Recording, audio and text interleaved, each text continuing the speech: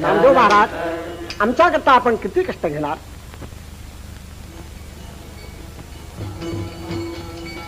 आम्हाला सावता माळ्याचा शाप बांधला.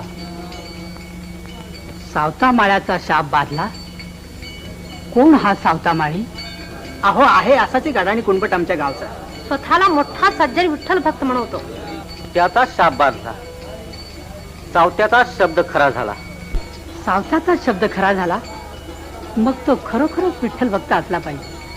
पण पांडुरंगा, मी यांना शब्द दिलाय. माझा शब्द तू खोटा पाडणार काय? ते काही नाही. आजवर कैकदा तू या नाम्याचे हट्ट पुरवलेस. आज हा हट्ट सुद्धा तू पुरवलाच पाहिजेस.